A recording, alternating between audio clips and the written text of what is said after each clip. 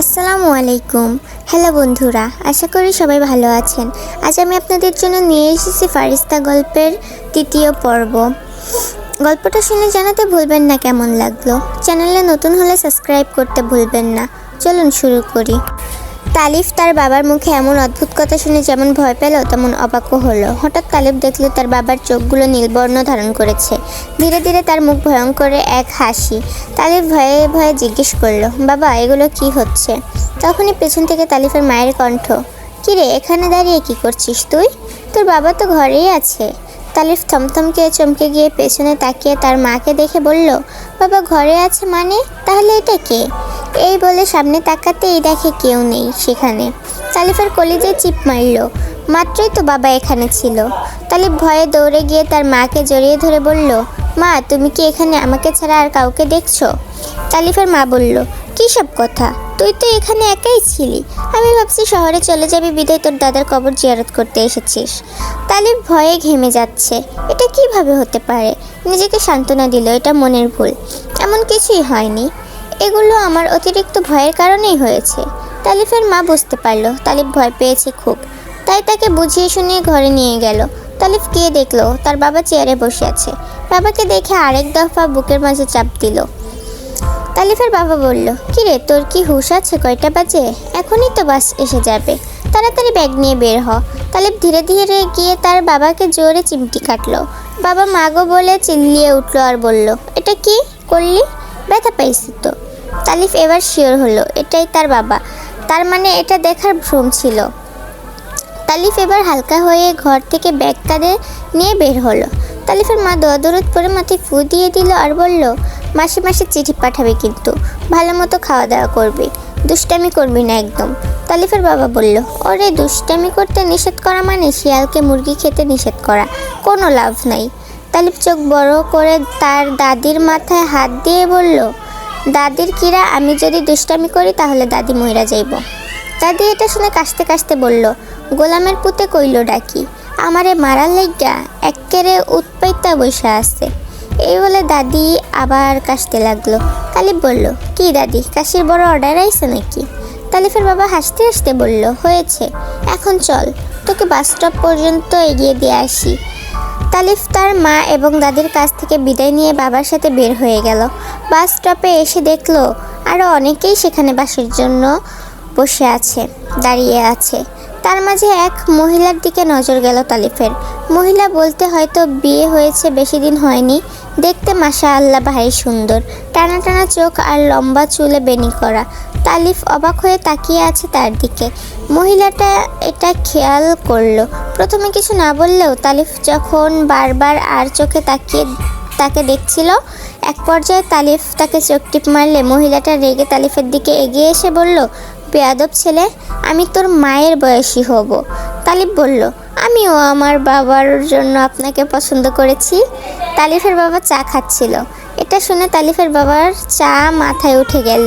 কাশতে কাশতে বলল, হারামজাদা, নিজের দোষ এখন আমার উপর চাপিয়ে দেস? এমন সুন্দরী পরীর মতো একটা উট পাখির সাথে ফ্লার্ট করতে তোর লজ্জা করে না? মহিলাটা আরও রেগে বলল, এক্সকিউজ মি, আপনি উট পাখি বলছেন কাকে? আপনাদের বাপ ছেলেকে আমি পুলিশে দিব। তালিফ বলল, দিবেনি যেহেতু তাহলে পুলিশ না দিয়ে সেনাবাহিনীতে দিন, পুলিশের চাকরিতে বেতন কম। তালিফের বাবা বলল, আমি তো পুলিশেই যাব, পুলিশের বেতন কম হলে ওভারটাইম বেশি। নর্মাল পুলিশ তো বাইক চালানোর সময় হেলমেট না পরলে জরিমানা করে, আমি হেলমেট পরলেও জরিমানা করব, কারণ আমি জানি তারা বাসায় গিয়ে হেলমেট খুলে ফেলবে। তালিফ হাসতে হাসতে বলল, তাইলে আমিও পুলিশেই যাব। খালাম্মা আমাদের দুজনকেই পুলিশে দিন। মহিলাটা ব্যাককলের মতো তাকিয়ে রইল। এমন কেমন বাপ আর কেমন ছেলে। এরই মাঝে বাস চলে এলো। তালিফ তার বাবাকে একবার জড়িয়ে ধরে বলল, নিজের খেয়াল রেখো বাবা, ছুটি পেলেই আমি চলে আসব, আমার জন্য একদম চিন্তা করবে না। তালিফের বাবার চোখের কোণে অশ্রু জমেছে। তার কাছে মনে হচ্ছে তালিফের সাথে হয়তো আর কখনো দেখা হবে না। একটা কথাও বলতে পারল না তালিফকে। বাস ছেড়ে দিচ্ছে দেখে দৌড়ে গিয়ে তাড়াতাড়ি বাসে উঠে গেট থেকে হাত নাড়িয়ে বিদায় জানালো তার বাবাকে। তালিফের বাবাও হাত নাড়িয়ে এক মনে তাকিয়ে রইল বাসের দিকে। যত দূর পর্যন্ত বাস দৃষ্টির মাঝে ছিল, তালিফের বাবা ততক্ষণ তাকিয়েই রইল। বাস দৃষ্টিসীমানার আড়ালে চলে গেলে তালিফের বাবা মন খারাপ করে বাসার দিকে রওনা হবে। তখনই আবার সেই সব কিছু ঘুরতে লাগলো। তার মস্তিষ্কের ভিতর মনে হচ্ছে কেউ হাতুড়ি দিয়ে বাড়ি দিচ্ছে। পেটের ভিতর থেকে কোনো এক অদ্ভুত কিছু বের হয়ে আসতে চাচ্ছে। একটা অদৃশ্য কণ্ঠে কেউ বলছে, নিজেকে শেষ করে দাও, নিজেকে শেষ করে দাও। তালিফের বাবা মাথা চেপে ধরে গলা ফাটিয়ে চিৎকার করে উঠল, সহ্য করতে না পেরে। আশেপাশের সবাই চিৎকার শুনে এগিয়ে আসলো। সবাই জিজ্ঞেস করছে কি হয়েছে, কিন্তু তালিফের বাবা শুনতে পাচ্ছে সবাই বলছে নিজেকে শেষ করে দাও। হঠাৎ নাক মুখ দিয়ে রক্ত বের হতে লাগলো। মানুষজন কিছুই বুঝতে পারলো না। তালিফের বাবা গলা কাটা মুরগির মতো ছটফট করতে লাগলো। এভাবে কিছুক্ষণ যাওয়ার পর একসময় সব স্বাভাবিক হয়ে গেল। তালিফের বাবা অনুভব করলো মুহূর্তের মাঝে সব যন্ত্রণা থেকে সে মুক্তি হয়ে গেল। তাই সে সেখান থেকে উঠে চলে যেতে লাগলো। মানুষ কি বলছে সেদিকে তার কোনো খেয়াল নেই। আমরা দেখি মানুষজনের ভিড়ের মাঝে তালিফের বাবার নিথর দেহটা পড়ে আছে। সবাই তাকে জাগানোর চেষ্টা করছে। তার মানে তালিফের বাবা আর নেই, আর আত্মা শরীর ত্যাগ করেছে, সেটা সে এখনও বুঝতে পারেনি। এদিকে তালিফ বাসে উঠে একদম পিছনের দিকে এক সিট খালি পেল। তাকিয়ে দেখলো একদম সামনের সিটে সেই মহিলাটা বসেছে। মহিলাটা তালিফের দিকে তাকিয়ে সুন্দর করে একবার হাসি দিল। হয়তো সে বুঝেছে তালিফ এবং তার বাবা মজা করতে ভালোবাসে। তালিফও সুন্দর করে হেসে বসার জন্য সিটের দিকে তাকালো, কিন্তু খেয়াল করলো পাশের সিটে একটা অদ্ভুত মেয়ে বসে আছে। মেয়েটা দেখতে পরীর মতো সুন্দরী, তবে মনে হচ্ছে পাগল, কারণ তার পরনে আছে পাঞ্জাবি আর লুঙ্গি। তালিফের অনেক মায়া হলো, এত সুন্দর একটা মেয়ে পাগল হলো কিভাবে। মেয়েটা চোখ বন্ধ করে সিটের সাথে মাথা হেলান দিয়ে ঘুমিয়ে আছে। কি নিষ্পাপ দেখতে মেয়েটা। মনে হচ্ছে মেয়েটাকে মশা কামড় দিলেও হাসি মুখে তাকে বিদায় দিবে। না জানি কত কোমল তার হৃদয়। তালিফ তার পাশে বসে এক দৃষ্টিতে তাকিয়ে আছে। তালিফ এখনও মেয়েটার নাম ফারিস্তা সেটা জানে না। আমরা দেখতে পাই ফারিস্তা ঘুমের মাঝে তার রাজ্যে চলে গিয়েছে। অতীতের কিছু দৃশ্য ফারিস্তার ঘুমের মাঝে ভেসে উঠল। ফারিস্তা আর তাইবা অনেক ভালো বন্ধু। তাদের রাজ্যে যে যত আকাম সাকাম হয় 75% এদের দুজনের দ্বারাই সংঘটিত হয়ে থাকে।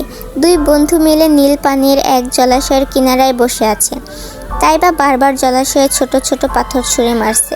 এটা দেখে ফারিস্তা বলল, মনে কর কোনো জলপরীর মাথায় তোর ছোড়া পাথর গিয়ে পড়ল, সে এসে তোর মাথা ফাটিয়ে দিল। এটা দেখে আমি রেগে গিয়ে আবার জলপরীর মাথা ফাটিয়ে দিলাম। তখন আবার জলপরীর প্রেমিক এসে আমার মাথা ফাটিয়ে দিল। এটা আবার দেখে ফেললো তার প্রেমিক, সে এসে জলপরীর প্রেমিকের মাথা ফাটিয়ে দিল। উঠে আসলো জলপরীর প্রেমিকের পাঙ্গাস মাছের লেঞ্জাওয়ালা মাথা, সে এসে তোর প্রেমিকের মাথা ফাটিয়ে দিল। এটা দেখে আবার তোর প্রেমিকের ডাইনি মা এসে জলপরীর প্রেমিকের মায়ের মাথা ফাটিয়ে দিল। উঠে এলো জলপরীর প্রেমিকের বাবা, সে এসে আবার তোর প্রেমিকের মাকে খেয়ে দিল, মানে মাথা ফাটিয়ে দিল। চলে এলো তোর প্রেমিকের বাবা। তাইবা ফারিস্তার মুখ চেপে ধরে বলল, থাম আমার মা, থাম। তুই তো দেখছি এই সামান্য পাথর ছোড়া নিয়ে পুরো দেশে যুদ্ধ ছড়িয়ে দিবি। নে, এখন আর ছুড়লাম না পাথর, তবুও তুই শান্ত থাক। ফারিস্তা বলল, আচ্ছা রানী সিলভিয়া তো আমাদের নিষেধাজ্ঞা দিয়েছে এই রাজ্য থেকে কেউ যেন বের না হয় একটা নির্দিষ্ট সময় পর্যন্ত। তোর কি মনে হয় এর কারণ কি হতে পারে? তাইবা বলল, রানী সিলভিয়া তার ক্ষমতা চিরস্থায়ী করতে চায় হয়তো। সে ভয় পাচ্ছে আমাদের প্রাক্তন রাজার বংশধর ফিরে আসবে আর তার থেকে সিংহাসন কেড়ে নেবে। ফারিস্তা বলল, আমি তো জানি প্রাক্তন রাজার বংশধর সবাই মারা গিয়েছে, তাহলে রানী সিলভিয়া ভয় কিসের? তাইবা বলল, তারা মারা যায়নি, বরং তাদেরকে পরিকল্পনা করে মেরে ফেলা হয়েছে। আমি নিশ্চিত এর পিছনে রানী সিলভিয়া আছে, কারণ সে একজন ক্ষমতালোভী। ক্ষমতার জন্য সে সব করতে পারে, এমন কোনো কাজ নেই পারে না। ফারিস্তা বলল, সে যাই হোক, তাতে আমাদের কি? আমি চিন্তা করেছি পালিয়ে একদিন রাজ্য থেকে বের হব, তবে আমার কোনো লক্ষ্য থাকবে না। কোথায় যাব? সোনালি ঘর আমাকে যেই গ্রহ নিয়ে ফেলবে আমি সেখানেই যাব। তাইবা চোখ বড় করে বলল, পাগল হইছিস তুই? রানী জানতে পারলে মেরে ফেলবে তোকে। ফারিস্তা বলল, আমাকে একা মারবে কেন? তুইও তো আমার সাথে যাবি। তাই মরলে দুইজন একসাথেই মরবো। তাইবা ফারিস্তাকে হালকা থাপ্পড় মেরে বলল, যা এখান থেকে, আমি কোথাও যাচ্ছি না। ফারিস্তা বলল, তাহলে চল, এখনই যাচ্ছি আমরা। তাইবা বলল, বলছি তো আমি যাচ্ছি না, তুই একা যা। ফারিস্তা বলল, সোনালি ঘরে এর আগে কখনো ঢোকা হয়নি, আজ সেই আশা পূরণ হবে। তাইবা বলল, আমার কোনো আশা নেই, আমি যাচ্ছি না তোর সাথে। ফারিস্তা বলল, তাহলে যাওয়া যাক। তাইবা বলল, আমি যাবো না, এটাই ফাইনাল। কিছুক্ষণ পর আমরা দেখতে পাই ফারিস্তা এবং তাইবা সোনালি ঘরের সামনে দাঁড়িয়ে আছে। তাইবা অসহায়ের মতো ফারিস্তার দিকে তাকিয়ে বলল, এটা করা কি খুব জরুরি বোন? ফারিস্তা নিজের মতো করেই বলল, একটু পর সোনালি ঘরের পাহারাদার বদল হবে, সেই সুযোগে আমরা ভিতরে ঢুকে যাব। তাইবা বুঝতে পারলো আজকে আর রক্ষা নেই, তাই বলল, তাহলে আমি আমার মা বাবার কাছ থেকে বিদায় নিয়ে আসি। ফারিস্তা বলল, এই তো পাহারাদার বদল হচ্ছে, এখনই সময়। তাইবা এক প্রকার বাধ্য হয়ে ফারিস্তার সাথে গেল। সুযোগ বুঝে সোনালি ঘরে ঢুকে গেল। কেউ দেখতে পেল না। সোনালি ঘর হচ্ছে মারিদ রাজ্য থেকে অন্য গ্রহে যাওয়ার রাস্তা। এটা বিশেষ করে রাজদরবারের সদস্যরা ব্যবহার করে। সাধারণ জিনদের জন্য এখানে আসা সম্পূর্ণ নিষেধ। ফারিস্তা আর তাইবা একে অপরের হাত ধরে দাঁড়িয়ে পাশেই রাখা জাদু করে তরবারিটা হাতে নিল। তাইবা আবার বলল, ফারিস্তা, এটা কি ঠিক হচ্ছে? ফারিস্তা বলল, ঝুঁকি ছাড়া জীবনবন্দি থাকা তোতা পাখির মতো। যতই চিৎকার চেঁচামেচি করস না কেন, কখনো মুক্তি পাইবি না। তাই জীবনটাকে উপভোগ করতে হলে ঝুঁকি নিতে হবে। এই বলে ফারিস্তা জাদুকরি তরবারিটা নিচে বিছিয়ে রাখা মানচিত্রের একটা জায়গায় রাখতেই পুরো ঘরটা ঘুরতে লাগলো। ফারিস্তা আর তাইবাও খিচ মেরে দাঁড়িয়ে রইল। একসময় ঘরের ঘূর্ণনে তাদের দুজনের চোখ বন্ধ হয়ে গেল। এভাবে কতক্ষণ কেটেছে জানে না। তখন ফারিস্তার চোখ খুলল, তখন একটা জঙ্গলের মাঝে নিজেকে দেখতে পেল। তাইবা একটু দূরেই পড়ে আছে। তরবারিতে ভেসে উঠল, স্বাগতম মহাবিশ্বের সবচেয়ে জনবহুল গ্রহ পৃথিবীতে, সাল 1613। ফারিস্তা তাইবাকে ওঠানোর জন্য এগিয়ে গেল। ঠাস করে তাইবার গালে চড় দিয়ে বলল, উঠ জম্বি। দৃশ্য ফিরে এলো বর্তমানে। ফারিস্তা আসলে ঘুমের ঘোরে চড়টা মেরেছে পাশেই থাকা তালিফকে। ফারিস্তা ঘুম থেকে উঠে দেখলো একটা ছেলে তার পাশে গালে হাত দিয়ে বসে আছে। ফারিস্তা এখনও বুঝতে পারেনি সে তালিফকে চড় মেরেছে। তালিফও ভাবলো, পাগল টাগল মেয়েটা, কিছু বললে আবার মারতে পারে, তাই চুপ করে নিজের জায়গায় বসে রইল। ফারিস্তা নিজ থেকেই বলল, আপনি কি জাহাঙ্গীরনগর যাচ্ছেন? তালিফ একটু থম খেয়ে বলল, এটা আবার কোথায়? ফারিস্তা বলল, আরে ওই যে আপনাদের রাজধানী, ওটার নতুন নাম যেন কি? তালিফ বলল, ঢাকা। ফারিস্তা বলল, হ্যাঁ হ্যাঁ ঢাকা, আপনি কি সেখানেই যাচ্ছেন? তালিফ ভাবলো, মেয়েটার কথাবার্তা শুনে তো বোঝাই যায় না সে পাগল, মনে হয় শিক্ষিত পাগল হবে। পড়ালেখা করতে করতে অনেকের মাথার তার ছিঁড়ে যায়, সেরকম কিছু হবে। ফারিস্তা তালিফকে চুপ থাকতে দেখে বলল, মানুষটা খুবই অদ্ভুত, প্রশ্নের উত্তর দিতে ভাবে বেশি।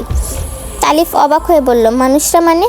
তখনই তালিফের কানে এলো সামনে বসে থাকা দুইটা ছেলে সেই বাস স্টপের মহিলাকে উদ্দেশ্য করে বলছে, সুন্দর শরীর দেখানোর জন্য শাড়ি পরে বের হয় এসব মহিলারা।